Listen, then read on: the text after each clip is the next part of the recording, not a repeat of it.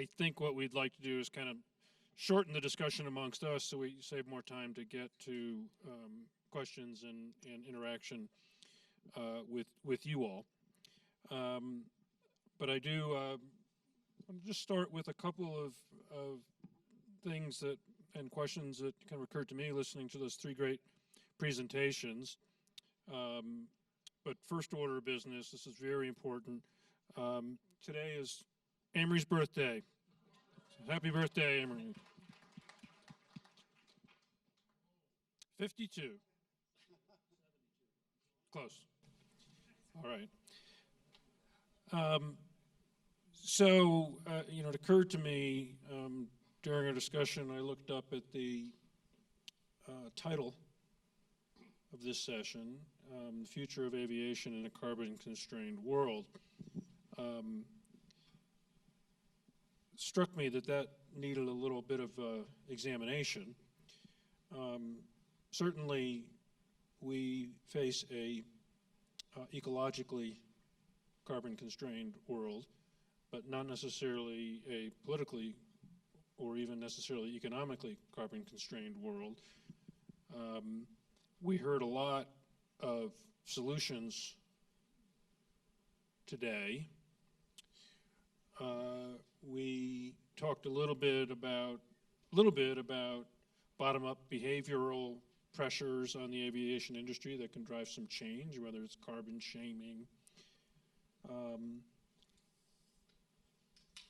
Pure economics, if both Peter and Amory in particular talked about how these technologies, once they become economic, are going to have their own pull into the marketplace. But it does seem, and maybe I'll start with Kevin on this, that part of the political constraints or policy-based drivers are still going to be needed, if nothing else, to accelerate the timeline and timeframes for decarbonizing the aviation sector. And Kevin, I'm not just going to pin it on you. I'd like everyone to, each of you to comment, you know, on the hierarchy of things that need to happen. Where do you put policy? And feel free to share any particular thoughts about what policies you like more than others. Sure. Really great question. And I guess I'll start, you know, stepping back a bit, and I alluded to this a bit. A lot of my focus over the last 5 or 6 years or longer has been on the international climate negotiations. I was involved in the negotiation of the Paris Climate Agreement while I was at the White House, and then the follow-on, the CORSIA mechanism that I talked about today. And the Paris Agreement is not a top-down policy to reduce carbon emissions, right? It's a bottom-up. It's what each country comes forward and puts forward. Paris was intended to really be a base and have countries continue to add. So in that context, there isn't a sort of a top-down policy mechanism. And so understanding that, it's also, I guess, understandable that having a top-down policy, international policy target for aviation is very challenging. At the same time, I think it really is going to play a critical role, particularly as a large amount of aviation, particularly aviation emissions, are due to long-haul international flights. So maybe I'll just stop there, but I think it plays an incredibly important role, and in particular to influence the other issues that we talked about. Well, that's why something like a golden carrot, led by the private sector, but with participation by, say, Department of Defense, our biggest airline, could be critical in changing the slate of choices available to the operators and their governments. And I think that could help raise ambitions, especially when national competitive forces come into play. Airbus is all over that idea. Boeing is very interested. Just the duopoly, let alone the smaller players, I think could drive it pretty quickly as innovation takes hold within the culture because of this new mechanism set up to reward it. So we're starting those conversations. So I'm going to come back to that, Amory, because that idea was very intriguing to me, and it relates to a number of different examples of how we've driven innovation in other sectors as well in a decarbonization direction. But just to kind of tick off this policy piece, anything else on that? Certainly, we're trying to decarbonize, right? So if we priced carbon one way or the other, I assume, and Pete, maybe this is for you, would agree with this as well, it's going to accelerate your uptake curves for these technologies? Sure, if you did. But you're not holding your breath, Pete. You're not waiting for that to do what Well, you're let me doing. put it this way. 8 years ago in Reinventing Fire, we assumed no carbon pricing and no new federal laws about energy, and said how the energy system could evolve, and it's right on target in the market after 8 years, because that's what happened. And the private sector smells the $5 trillion saving on the table. I think there's been really healthy government supports at a federal level from NASA, from the Department of Energy and the Department of Defense for specific technology activities and engaging research institutions, both public and private, and portions of the private sector, including even smaller companies. But there isn't a larger will at an operational basis. There is no buying down the risks of creating electrified operations. I mean, in much the ways, Amory, that you were suggesting, that someone help guarantee the actual outcomes of taking more than just a collection of incremental steps. There isn't that higher level will, at least I haven't detected that. But what's interesting in this context, though, is that meanwhile Holy Cross is helping the Upper Valley put in resilient renewable electric supply so that the Aspen economy is not utterly dependent on a transmission line running through fire country. So having an electric, a photovoltaic hub at the airport could be a really interesting resilience option for the Upper Valley, and I think you'd get financial participation by Holy Cross and others in making that happen, but it could also then help, cleanly power the airplanes. It makes me wonder how many megawatts of photovoltaics could go at the airport. I'll bet a lot. One of the things I found really interesting but somewhat challenging about the conversation was the various pieces of the aviation value chain that there are, B, that can be the subject of change to drive decarbonization. We talked about the fuel, we talk about the engine, we talk about the body of the airplane itself, we talk about the airport, we talk about the flight paths. What am I missing? There's all these different pieces where, maybe it's not the right way to frame the question, but because I know the answer if I ask, which one should we do, the answer is all of them. Okay, but the solutions to each of them are a little bit different. Thinking about decarbonization, where's the biggest bang for the buck? And I thought I heard slightly different things maybe I was wrong between Pete and, I think it was Pete and Amory, about flight path optimization, that Amory, I think you said it has been done, or Pete, it can be done, but it's not being done, or does that have to do with the displacement of other forms of transportation? Is there more optimization there, or where's the biggest bang for the buck along that full value chain for anybody to weigh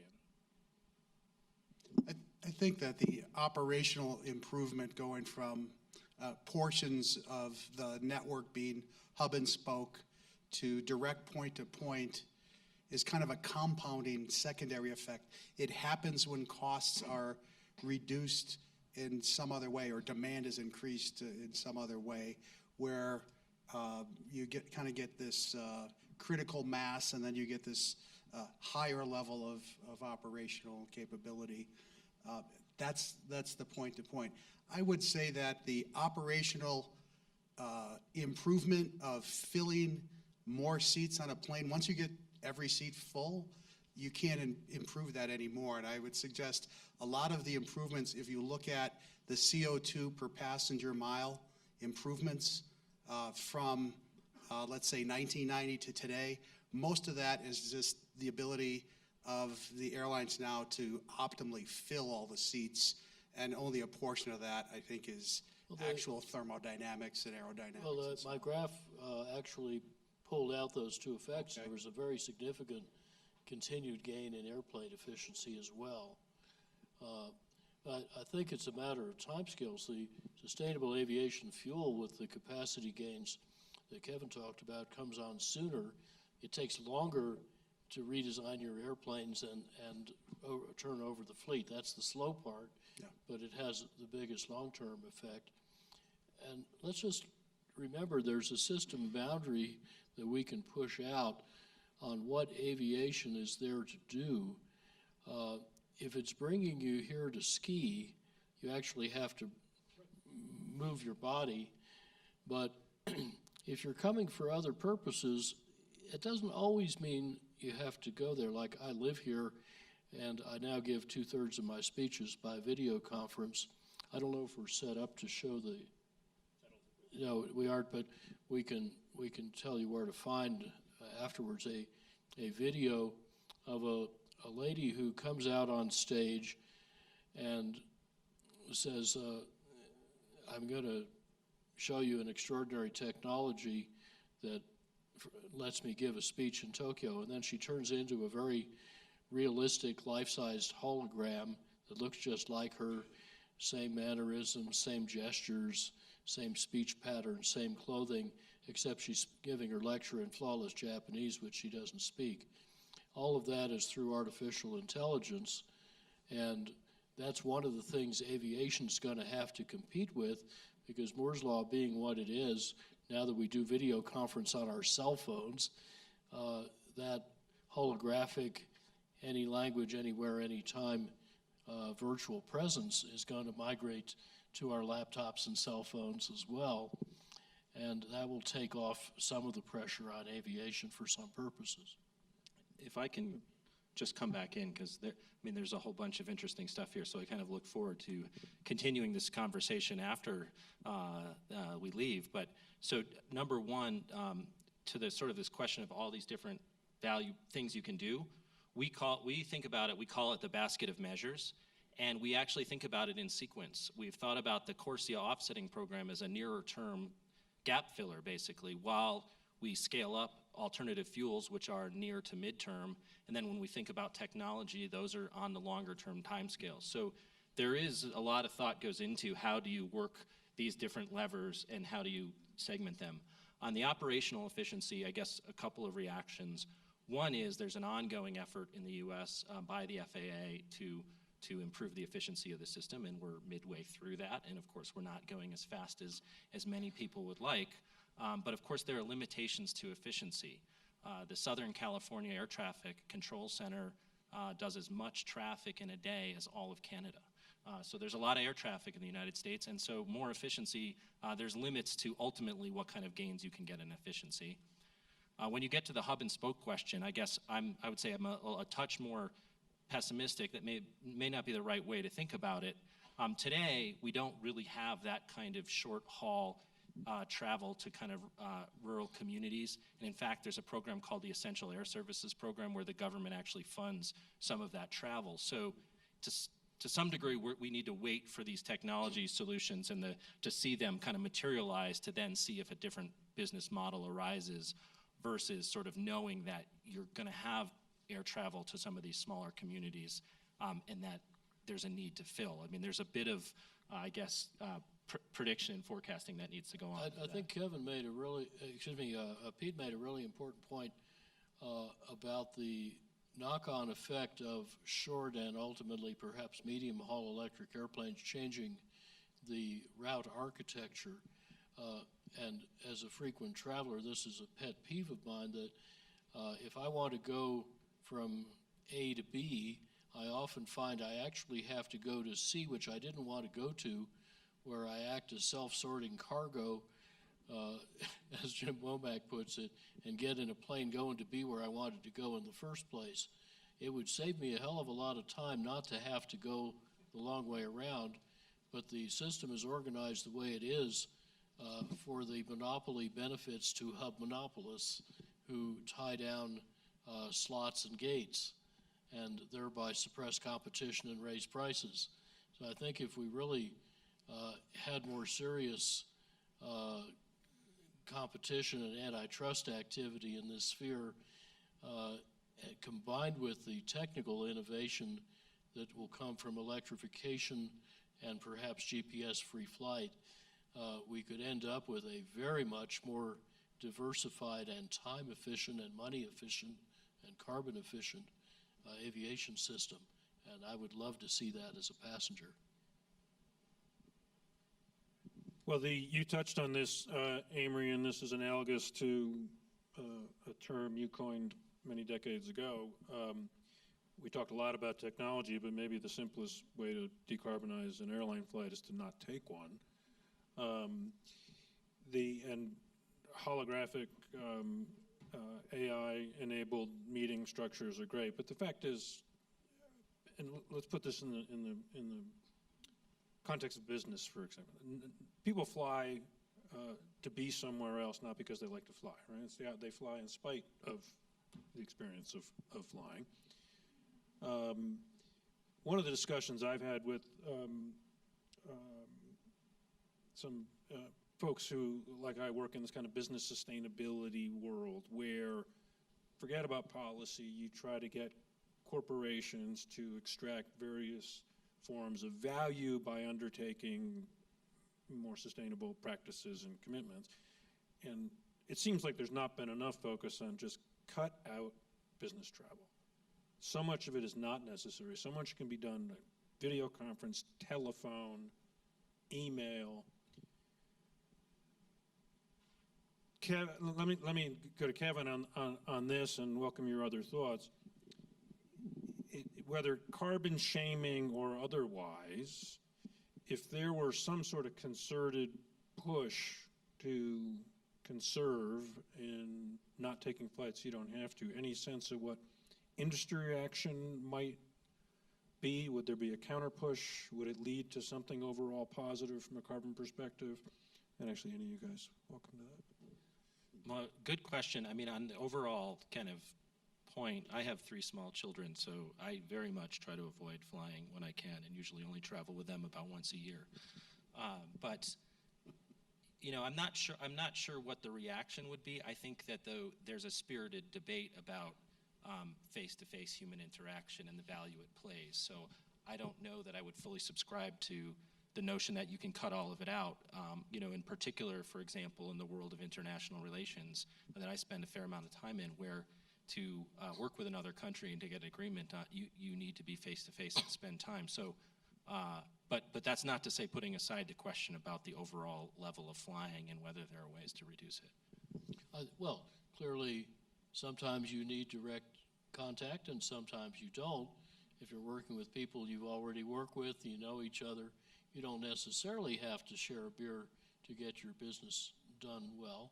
And remember also, when we have renewably powered, perhaps electric airplanes, there will be a lot less guilt associated with flying, and that may give that segment more market advantage. Can I just jump in quickly on that last point? Because the one thing I guess, the one assumption that Pete and Amory are making on the electric side, and it was brought up a little bit, is that ultimately the source of energy is going to be cleaner than what we're currently doing. But I don't know if you both said it, you know, really made that point clear, right? When today, if we were to have battery-powered aircraft, the real question is then where is that energy going to come from, and is it cleaner on a life cycle basis than the petroleum Well, that's fuels? where Aspen could get a comparative advantage if the way you get here, or at least get back out, is clearly electric, and you're looking at the panels that make the power. There's no question about it being some kind of possibly dodgy offset. I think when that question's been studied in automobiles in depth, that it almost invariably turns out in aggregate that it's less carbon associated with an electric-powered vehicle than one that is consuming petroleum wholly or in part. maybe only in the worst, heavy lignite coal economies could you see it turn in the opposite. Yeah, I don't direction. disagree with that point, but I think when we apply it to aviation fundamentally, because this is almost a conversation, right, about energy sources, whether it's electric or sustainable fuels or the existing petroleum, it's a really important piece, and it's one that people shouldn't forget, which is if we go over to battery-powered, particularly at a large scale and with a type of energy demand that aviation has, it isn't necessarily it's not a free energy source. So I think, look, absolutely fair points, and in the hierarchy of what it takes to decarbonize our energy system, the first is efficiency, use less. The second is we have to decarbonize the electric grid. The third is we got to shift a bunch of things that currently aren't powered by electricity currently to be powered by electricity. And then there's other steps that get more depressing I won't go into, but those are the first three. And part of the misconception is people think, well, it's going to be hard to decarbonize our grid. Well, actually, out of all the things that we have to do, that's the easiest one to do. Now, Amory and I have some disagreements about how to do that, but that is the easiest one to do. And it's happening quick, so by the time we have many electric airplanes, we'll have pretty much done that. Well, except that the current grid with our current capacity cannot handle the massive amount of new electrification and demand, even with anticipated efficiency. If we do a really good job of shifting these other sectors to electric, we're going to need more capacity, and that capacity needs to be clean. Again, relative to some of our other challenges, that's very doable. So I think it's a fair point to point out, Kevin, but we're moving on simultaneous paths here. So folks who are trying to electrify vehicles and airplanes, keep doing what you're doing. And the folks who are working on decarbonizing the grid have to keep doing what they're doing.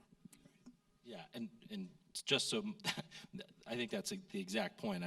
Shouldn't be misconstrued to say that I was opposed to that development. I just wanted to be clear about kind of the considerations. But I still think I'm hearing maybe two different things, and maybe not from you guys, but I think in the larger debate. One of the challenges is, how do we, certainly from a community perspective, and this is not just Aspen, I live along the Potomac River just outside of Washington, D.C., and that's the flight path. And it doesn't bother me so much, but, my neighbors, and they're absolutely up in arms, and I'm sure Kevin knows all about this. Too many flights, too many airplanes. So one of the things, for various environmental, broadly defined reasons, we want fewer and fewer flights. That there's benefit. That's one way to decarbonize and reduce the noise and these other things. But then I hear you guys saying, Amory, with all these cost savings from all these technologies, now they're going to pay for themselves. And Pete, you talked about this. It's going to be like too cheap to meter. People are going to be flying around for free. Well, last time as I recall my early economics, that's going to mean a lot more demand for this stuff and more flights. Which is it? And are we asking the right questions?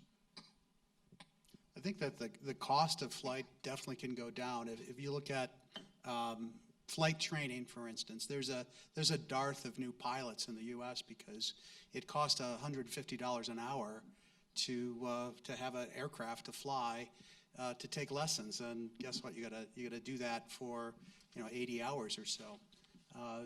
George By Aerospace has got an electric trainer. In Europe, the first electrified aircraft is also a two-seat trainer, the Pipistrel Alpha. These aircraft, George By says he can fly for $10 an hour in terms of overall amortized cost, including the operation and the use of electricity. So I think electrified flight, to the extent you can do it, if it's just going up, practicing taking off and landing, that's an essential part of aviation. We need pilots. Those are the easiest ones. That's the lowest bar to clear to electrify. And when you do it, you save a whole lot of operating cost. So costs will go down when we electrify. And then you got a lot of pilots, so that relieves the shortage of pilots, and that changes the economics of the whole business. Right. That's right. But are you, Roger, I think, in some ways, I think you're asking a fundamental question at the heart of this issue, right? Which is, and I think Amory got at this a bit, which is the outside-the-box thinking ultimately that's needed in the long run. Because, take environmentally conscious places around the country. Let's take Seattle, for example. They had 30 million passengers in 2010. They had 50 million in 2018. They've nearly doubled the number of traffic there in under a decade. And the economy's booming, and the companies, the tech companies there are doing really well. And so the question is decarbonize, but what about the growth? And so ultimately there's some really hard questions that do need to be addressed kind of in the long term of this issue. I understand one measure under discussion in Europe is the elimination of frequent flyer programs. Frequent flyer programs are seen as things that incentivize unnecessary business flight in order for employees to score free vacation flight, which otherwise might not have been taken. And that both of those represent kind of frivolous use of aviation that create unnecessary carbon, for instance. Now that's kind of a bitter pill to swallow for people that fly a lot, but maybe that kind of measure would make sense. I don't know how that could be enforced or anything, but that's under serious discussion. Well, so is some basic questioning about to what degree is this a subsidized industry? Certainly the fuels are. Absolutely, the fuels are. I mean, anyone who's not paying for carbon is subsidized, so everybody's. Well, they're subsidized in a lot of other more fundamental ways. International Energy Agency just pointed out that dirty energy gets about twice the subsidies of clean energy. Yeah. All right, I want to transition. We're in a little trouble seeing you all, but we're going to transition out and get some questions. I think the process is we've got roving microphones. Is that, or I assume people roving, holding microphones. We don't have that technology yet. And we'll take some questions and go from there. None of us said anything controversial. Yeah, don't mess with my frequent flyer program, Pete. Hi, Jackie Francis here, and you haven't talked much about biofuels, sustainable airline fuels. I was wondering, what's the makeup of them? What's the, how much more of it do you need to have as far as weight on an airplane? And how is that going to affect sort of the transition from jet fuels to sustainable airline fuels? So energy density-wise, they're about the same, give or take. So it's not a question of more weight on the aircraft. Certainly, It's not ethanol. These are long-chain hydrocarbons, very similar to Jet A. That's why they're a drop-in replacement, and the military pioneered those.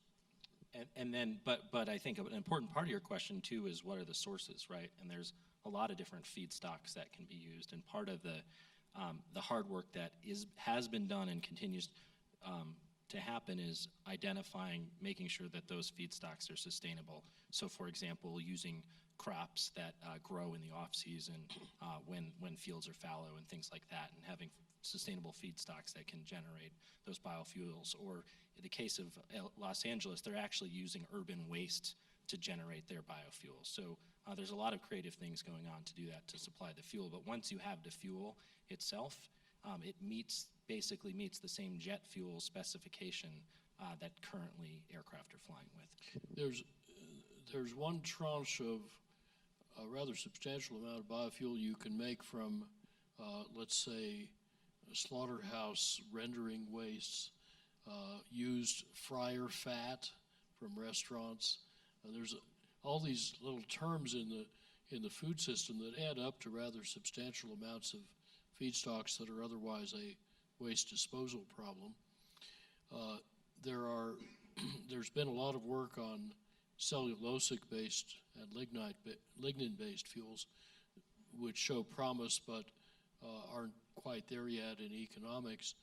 And then there are some adventurous ones that are often looking quite promising, some with blue-green algae, some with halophytes, which grow in salt or briny water, some with other algae, some with bacteria. It's a big spectrum, and there's a lot of research going on. Right now, as I mentioned, the cost is about 2 or 3 times that of Jet A, but it's going to come down with volume and experience. Do you guys have estimates on that, Kevin? I don't have any specific estimates on cost, but I mean, that goes, and it goes back to the earlier conversation we're having about how there's some mismatched incentives. And I think you pointed out how it's still more economic, makes more economic sense to. But you talked about with 6 plants, that's about a, what, 20-fold or something increase in production volume over the next how many years? 5 or Over the 6? next 3 years, it'll 3 up years. to 250 million gallons per year. Well, that's bound to have a pretty dramatic effect on price. We're all looking forward to that. Oh, if it's bound to happen. We've been having this conversation for close to 20 years, and some of the companies I know you were referring to, Amory, have since gone away. So it's a tough business. I guess I would just follow up on our question this way, which is, what is it we're trying to accomplish with these alternative fuels? You know, what's the question? If the question is reduce carbon emissions, Without making other problems. without making other problems, Yeah, like you don't want to base it on palm oil. correct? So take your differential right now that an airline would have to pay to go to a sustainable biofuel, that amount of money, and then if maybe you probably do know the answer to this, Amory, if you calculate what are the carbon savings they're getting from that premium they're paying, as opposed to if they took that same amount of money and planted some trees or did some other, you know, carbon offsets, what's going to get you a bigger carbon bang for the buck? I don't know the answer to that question, but it's worth asking. What answer do you want? I don't care. I just I want to make sure we're asking all the questions when we say we want sustainable biofuels. Why? Just be clear about that.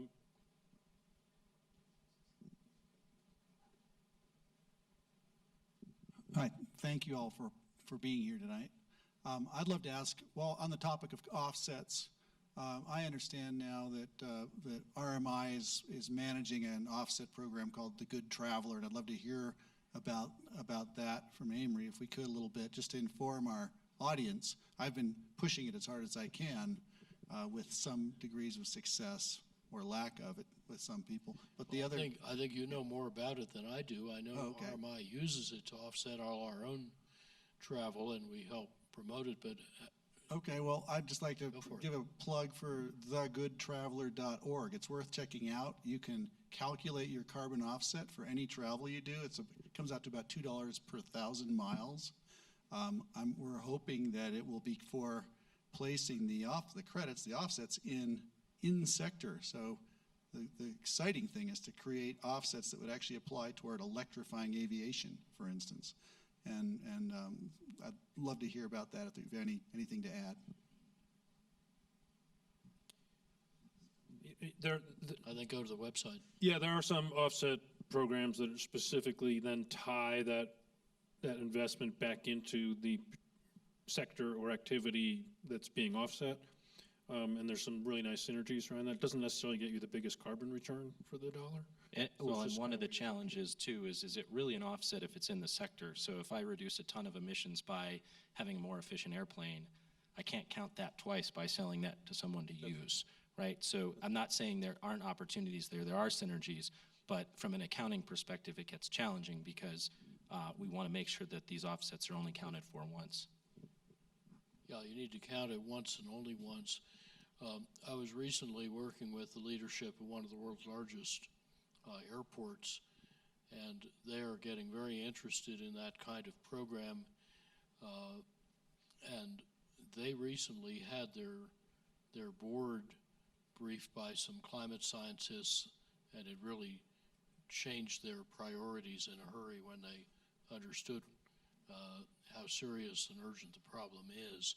So I think we're going to see more airports emerging as more of a leader than you would expect from their operational role in the industry. And that's a similar opportunity, of course, with this airport. In the back? Hello. I actually live across the street from our airport, and so in addition to the global impacts of CO2, just the local air pollution, air quality impact is something we're concerned about. And so I was 2 questions.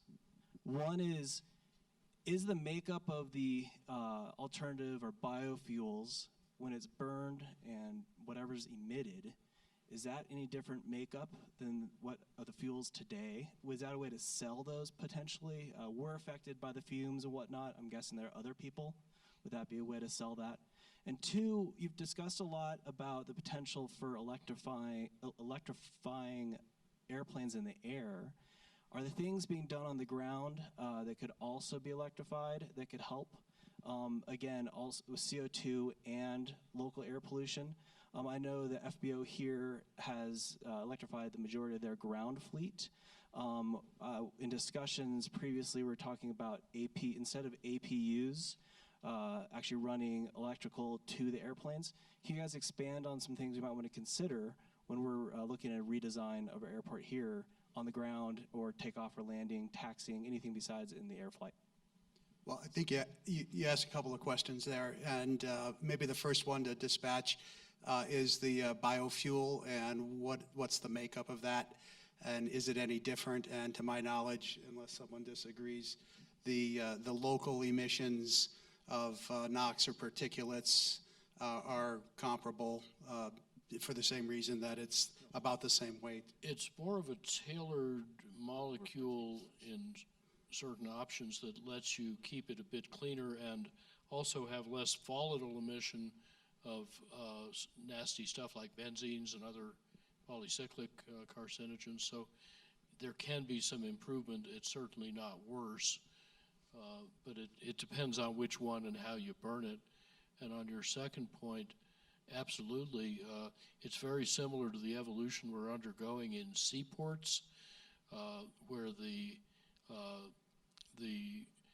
hostlers and other vehicles that move containers around, move goods around, are being fairly rapidly electrified. This is a wonderful way of reducing local air pollution and asthma and so on around the ports, which often have very dirty air, and often it's also an environmental justice issue. And I think exactly the same operational logic applies at airports. We'll generally get cleaner air, less noise, and greater reliability with good economics by electrifying all the stuff that's running around on the ground. Kevin, do you have Yeah, if I can. So those are great questions. I guess just kind of the baseline, number one, that the local air quality pollutants are regulated, carbon monoxide, NOx, and actually this year we agreed on an international standard for particulate matter for aircraft engines. So there's progress being made on the standard setting side. And then I also talked about the Ascent Center of Excellence, and that's where we do a lot of research into understanding and evaluating the local health impacts of aircraft emissions along with the other sources around an airport. Now, biofuels can, depending on the source, have lower particulate matter emissions because it really is what's in the fuel. And then your last question, I think that's a really good point to note, which is there are things that we can do today that we're not doing everywhere, like electric power from the gate while the aircraft is at the gate, along with preconditioned air. That's not currently available at all airports. Yeah, and as Amory said, we're doing that. We're getting better at that at ports, actual ports. Technical term there being cold ironing, if I'm not mistaken, and even truck stops and so forth. But isn't it also true, Kevin? I'm not picking on you, but you may know this, that the ability of the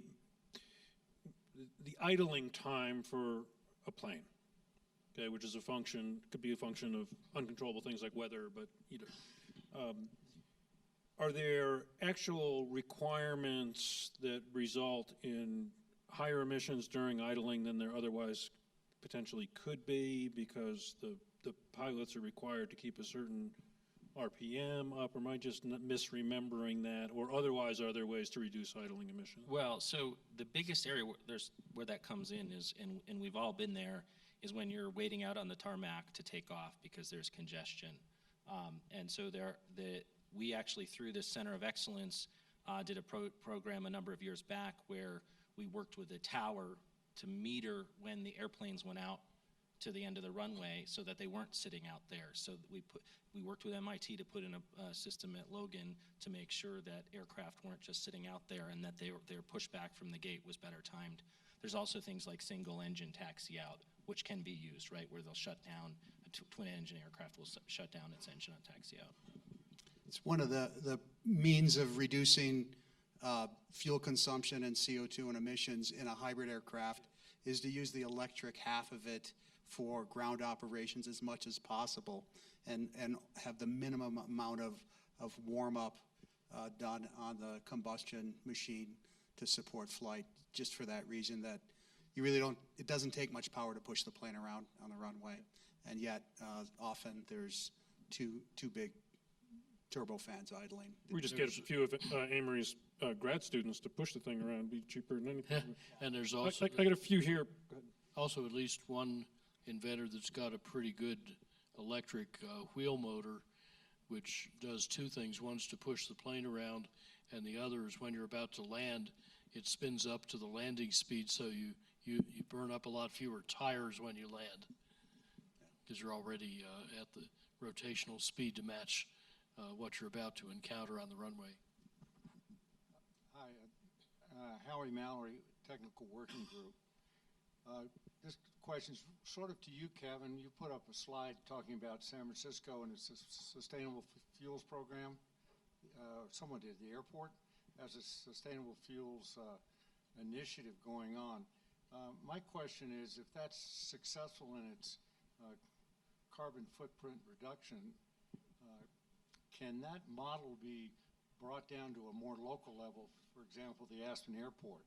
And if so, can Aspen mandate that those guidelines be used locally with respect to aircraft usage of our facilities here? Wasn't that you, Amory? And it had to do with the SFO. Buildings at SFO and everything else, right? It's also about, didn't you put that up? Yeah, Amory? I think someone else, I didn't have the SFO example, but let me I mean, so one, yes, I mean, potentially, right? And it depends on the sources and whether there's an opportunity for a facility to bring in that fuel, et cetera. In terms of the airport operator relationship, that's one area that I'm not going to stray into, because ultimately something along the lines of mandates really will come into this sort of landlord-tenant relationship. And you know, there's a discussion to be had there, but it's not one that I'm going to jump into at the moment. I mean, in one sense, an airport's it's just a bunch of buildings, right? So do what you do with buildings first, and then you got logistics, like you would have, you know, at any industrial site. Do that, and then there's the particular unique things related to aircrafts. But it's all Got unique functions like de-icing. Yeah. Right. Yeah, and there's a lot of art around cleaning up each of those things. And yeah, of course, we should use best practice and incentivize it and measure it.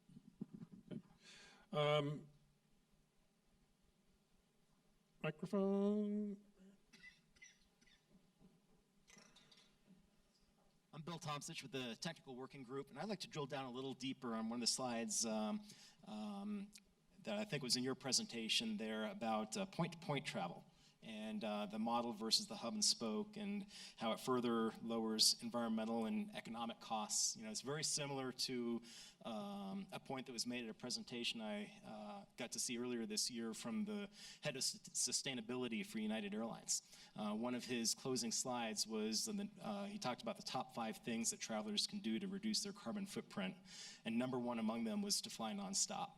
So that got me really thinking, you know, I think this is really relevant to our airport here about what's happened here over the past decade and what potentially could happen into the future.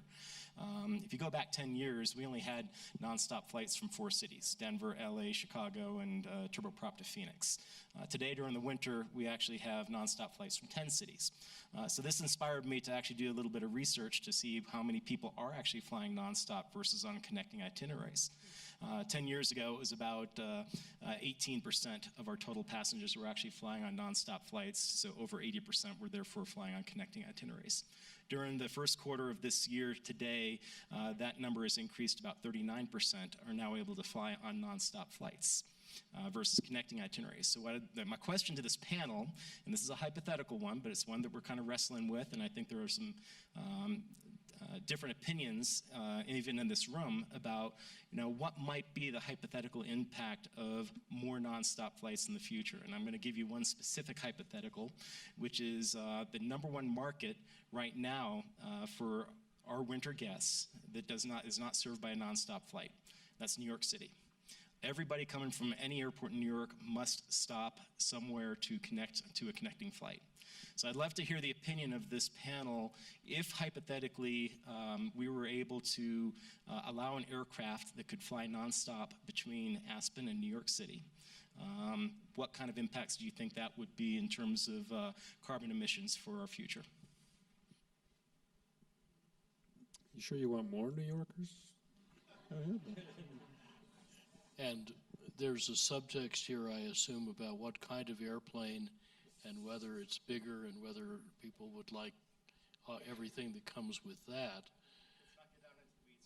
But hypothetically, if you could have your choice of airplane and people who are worried about bigger ones wouldn't need to have a bigger one, maybe it'd be like what we have now that goes to Chicago and Dallas and San Francisco. That's all in a range that we see a pretty good technology path to getting to electrically, and I think it's quite possible over the next 15 years, say, that we will have batteries good enough to do electric range to New York for that with lithium air, lithium sulfur. Not a sure thing, but a pretty good shot at it. So I think it's a good question, and ultimately it's also something that can be asked and answered, right? It's an analytical problem. We can do the math on this. And I guess my personal view is I'm somewhat agnostic. If it's more efficient to have point to point, then certainly that's something we'd want to do. There's an economic aspect to this that's really significant, and that's the point I want to underscore. And in particular, while it may not be as much of an issue in Aspen, certainly around the country, the cost of flying has continued to stay level or lower. And if you're in the middle of Pennsylvania and you want to fly, out to Denver, you're going to probably have to connect unless you want to pay a lot of money, because ultimately, you're going to have full flights. Right, and so it's really an economic consideration. And so if we talk about this there's potential with the technology, but I guess like I said, ultimately there's business considerations that come into what system works the best. And I think Amory pointed out some of the flaws with the current scenario, and then ultimately a question of whether we can break into that. And ultimately, will electric aircraft potentially allow us to do that? And they may. And so that's kind of interesting.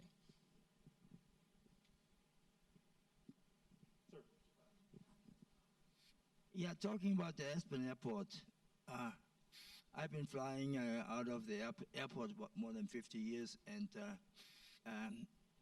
50 years ago, we were parking at the end of the runway 33 on the far east side of the airport, because there we just push our glider on the runway and take off, no taxiing. Later on, the airport, the county, asked me to go park my airplane on the north ramp. So every time I had to taxi, it was a mile of taxiing. And so do all many jets. To get to the takeoff point, you have to taxi a mile, and that's very inefficient. That's very bad carbon.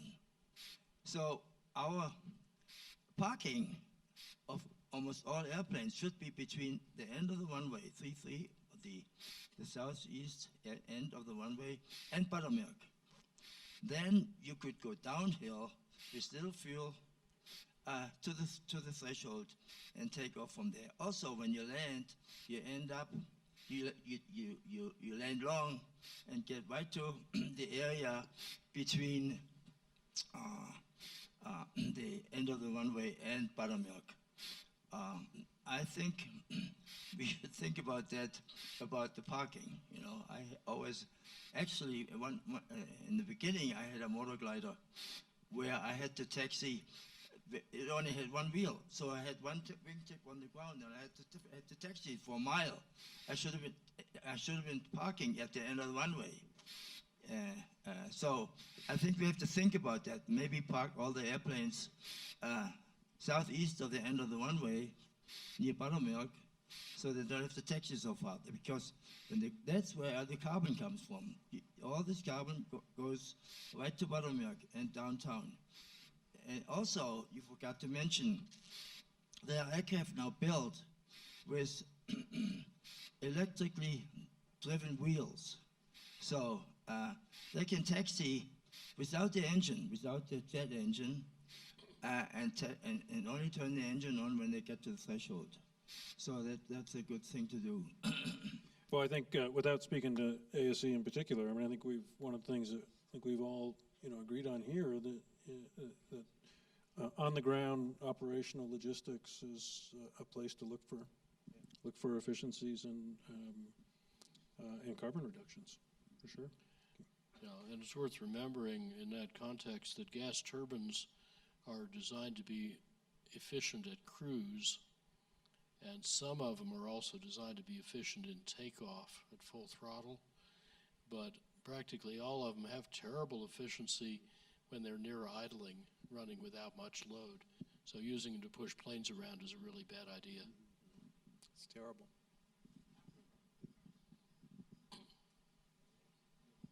Hi, my name is Dave Mulaney. I work at Rocky Mountain Institute with Amory. I'm going to give a bit of a preamble to this question. But so far, the solutions that we've heard of were, in a nutshell, biofuels, electricity, and radical efficiency. Radical efficiency, given how long it takes for an airplane to get up into the sky from a development process and how long an airplane lasts once it's up in the sky, probably won't address climate challenges in a meaningful time frame.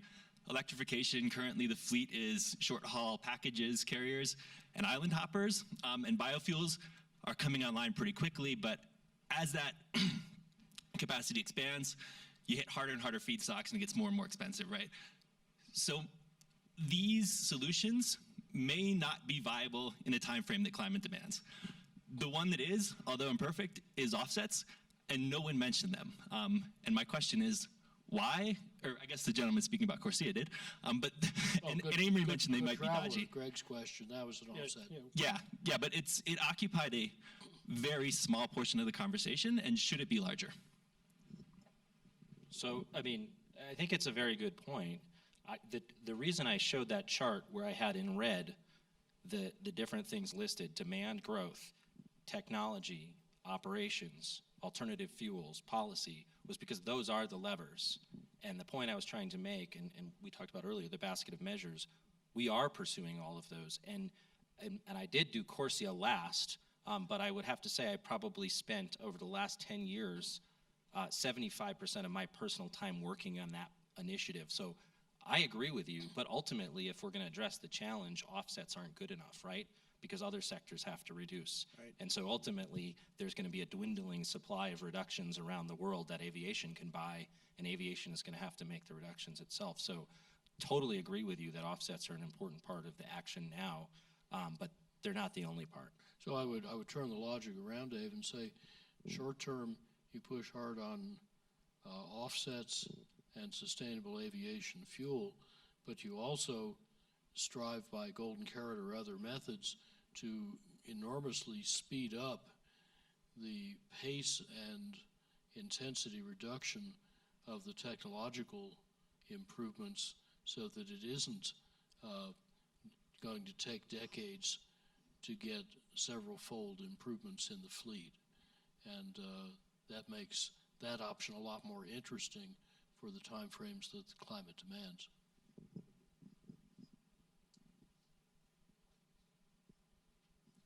And electrification, same thing. Yes.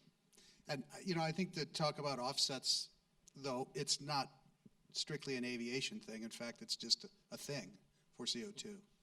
And so if we're talking about aviation and decarbonization, I think it's good to talk about aviation-based decarbonization and not things that are externalities to aviation. And I think that's probably a reason why we don't have a deep section here today on offsets. They're super important, and we need them for everything.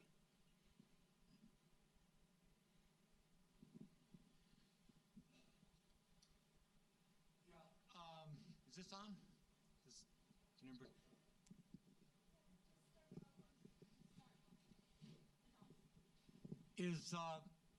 Who are the major companies that are doing research and development on the batteries? I know that Tesla gets most of the publicity on that. Yeah. But I know also I believe I read somewhere about the Nobel Peace Prize going to some individuals that had done a lot of work with battery. Yeah, That was the physics prize just now for lithium-ion batteries. Yeah, Whittingham and Goodnow and the fellow from Japan that I can't remember his last name. They got the Nobel Prize for the development of the lithium-ion battery for work done probably 25, 30 years ago that we see the fruits of today. But you know, the big battery makers in the world, Panasonic, which is Tesla's primary partner, LG, Samsung, CATL, Li Shen, these last two are Chinese companies. These are the big guys that have industrialized automotive-based batteries. There are another 5 others, roughly, you know, the next 5 maybe line up after that. In the space of aviation, all of them have an active hand, but albeit a reduced level relative to the size of their automotive and cell phone operations. Amory showed some of the companies today that have the leading aviation class batteries, so Scion Power, Solid Energy, Solid Power, Oxys. Several of them have the batteries in the upper area of the chart that I showed, where we can get these batteries today. We can test them in the labs, and we're starting to make judgments on whether they're reasonable starting points for a commercial product to electrify aviation. There's just a huge amount of venture capital in the space, and there's a whole lot of defensive corporate capital in the space from the guys who are in the automotive section that don't, you know, they just tool up $1 billion or $2 billion worth of production equipment. They don't want to see that get disrupted anytime soon. So this is a story that's developed over at least my short career, and it's just so great to see it blossoming now. And you can see that other sectors, including our aviation sector, is in a great position to take up and capitalize on all that work. About a week or two ago, Rocky Mountain Institute put out a nice report on battery progress, and not only the short-term lithium-ion improvements, but other chemistries and other things enabling other chemistries. I would suggest you pay particular attention to solid electrolytes, for example, ionic materials, solid polymer electrolytes, Bill Joy's very active in, because those can eliminate the things that make good batteries really hard, like dendrite growth, impurity migration, corrosion, and flammability. And they're compatible with almost any chemistry, so you can end up with, say, rechargeable alkalines, very cheap, high power density, long cycle life, but also you can enable that way safe lithium, sulfur, and lithium air, which have much higher energy density than lithium ion, and that's what would enable, if we can make it work, the medium haul electric airplanes, not just short haul. It's looking very promising in the lab. From there to market and volume is a big step for batteries. But I hadn't realized till I dug into this how much changing the electrolyte from the current kerosene-like liquid changes a lot of other things that simplify the path to much higher performance batteries. And remember, this is not only about batteries, but also about ultracapacitors. And without violating physical law, you could, in principle, have an electric storage device with much higher energy density than liquid fuel. Some people think they know how to do that. If so, that's the end of fueled airplanes, because everybody would do it. Please. Going back to nonstop. Is there a plane that can fly from New York to Aspen and maybe Miami to Aspen and Atlanta to Aspen? That would be Delta, American, and United, and they would love if they could go nonstop. It eliminates all the crap in Denver and Chicago. Is there such a plane, or that with a practical number of people? Oh, yeah, using fuel. Any good business. Were you asking, can do this, this. Why don't the, why Any is an electric, American, an why, electric airplane? no, or no, Just any aircraft? Conventional plane, why is it United flying nonstop to Aspen? Is it the plane or is it the airport? Yeah, there's a lot of airports. What's the range limits of the ones we're doing now? Is it Atlanta? But not East Coast. Okay. So I'm not familiar with the specifics, but On the other hand, if you had an ultralight version of it, it could easily make the East Coast. of course, there's a lot of performance questions that go into any decision, right? Particularly in the mountains. So that's why sometimes you see in the mountain regions, whether it's Vail and other places, larger aircraft in the winter because they can operate in those conditions. They can't in the summer. So there's safety, operational performance, et cetera. I can't answer the specific questions with So respect. if I were to a that. second-tier player at Bombardier or at Embraer, I would get kind of interested in a super efficient version of the size of airplane we have now, and that could be really interesting for this market. Oh, we have our last question back there. My name is Valerie Braun, and I'm on the Vision Committee. First of all, I want to say thank you very much. It's been very inspiring hearing from all of you, so thank you so much. I think there's a lot of incentive, the golden carrot that you talk about to the commercial side. I think any airline, any of the major airlines would like to be the first one to be electrified or, whatever. And I think there probably are plenty GA aircraft manufacturers that would like to be that too. But what about the people that own GA right now? How long would it take for them to cycle out the carbon-based aircraft and get to the point where everything that would come into Aspen would be, as little carbon or no carbon? Is it 10 years? Is it 15 years? Is Well, it these 20? aren't they mostly leased airplanes? Or, I mean, they're fungible, whether you lease them or whether you own them. If you have a better value proposition for a different kind of airplane, you can send the other one somewhere else or sell them or lease them to somebody else. I'm not sure that's much of an obstacle. Well, that doesn't solve the problem, though. Right? You've asked a question that we haven't touched on, and is sort of the durability of the asset and the infrastructure. Right. And the answer depends in part on, for the U.S. kind of mainline large aircraft, it's probably an average fleet age of 10 to 15 years. But then you asked specifically about general aviation, and I have a pilot's license, and I got my license in 2008, and I flew on a Cessna from 1975. They have a very long life, right? And that's also one of the challenges, and Amory talked about that. Is there a way to speed up that cycle? Because even for large commercial aircraft, these assets have a long durability.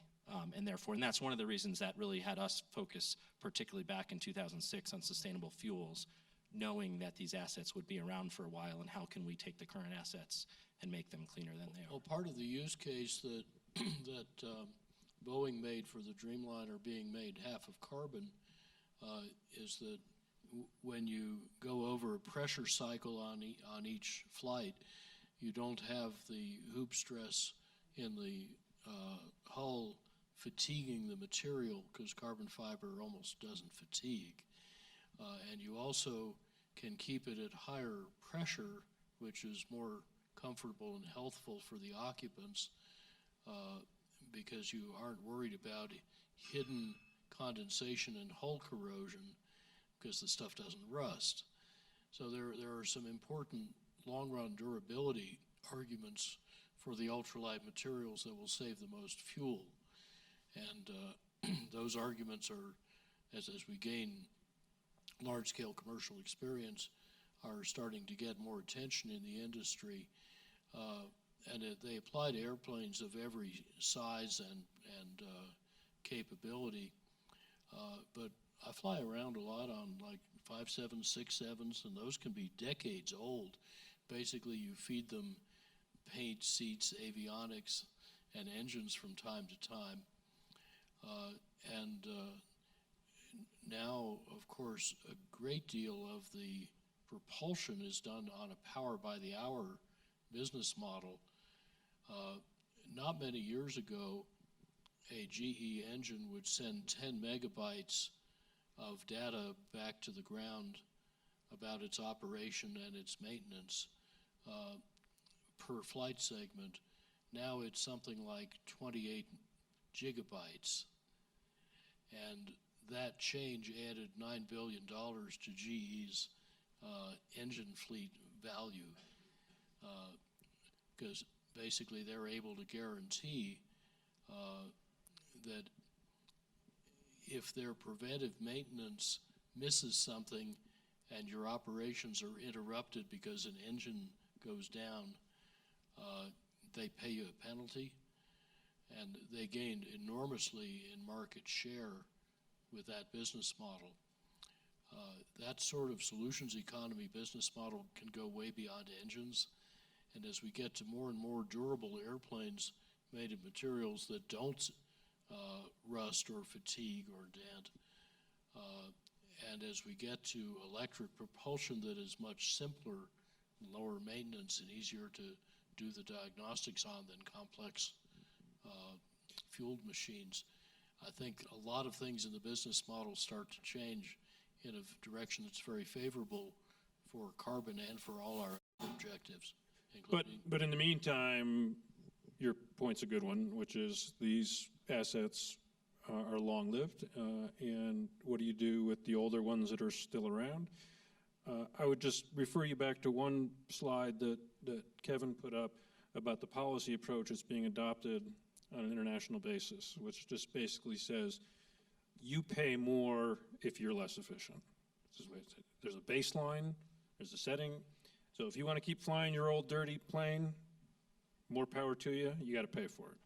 Again, correcting for carbon, if we correct for carbon. So are you saying that like Aspen Airport could in principle? I'm not here to make policy for the Aspen Airport. No, but you just could refer you to that. But like Zurich Airport charges high landing fees for noisy airplanes.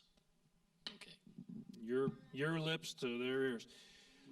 Hey, folks, look, I want to really thank all of you for coming. I think what we established is that this is an issue that is extremely important, extraordinarily complex, but not without some well-founded doses of optimism associated with it.